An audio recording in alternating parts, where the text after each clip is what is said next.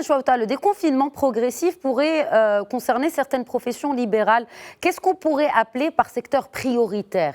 Est-ce qu'il s'agit là des secteurs de première nécessité, comme ceux pour l'alimentation ou la pharmacie, etc., ou ceux, au contraire, qui emploient des milliers de personnes, mais qui ne sont pas vraiment de première nécessité en termes de consommation?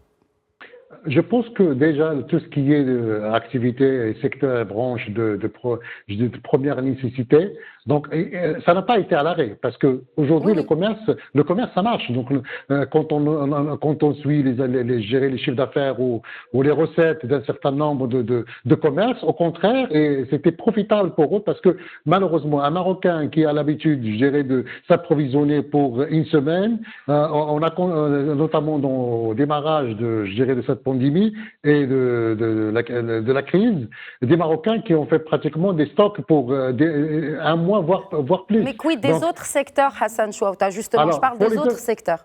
Alors, pour les autres secteurs, effectivement,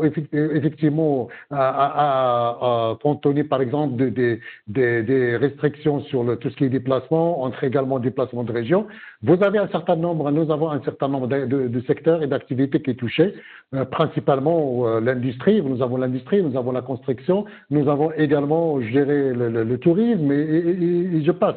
Par contre, aujourd'hui, au-delà des services et activités de nécessité, notamment le commerce, l'agriculture, aujourd'hui, il est temps d'essayer de déconfiner graduellement, par ciblage, par activité, parce que nous avons un certain nombre de chiffres. Si je prends par exemple le rapport de la CNSS pour 2018-2019, nous avons au Maroc pratiquement 64% des entreprises qui emploient, affiliées à la CNSS, qui emploient moins de 4 employés, qui déclarent moins de 4 employés. Donc, à la limite, pour ce genre d'activité qui représente quand même la plus grande partie, on peut tout de suite passer au déconfinement, mais à condition de mettre en place les mesures sanitaires, d'hygiène et toutes les précautions de distanciation.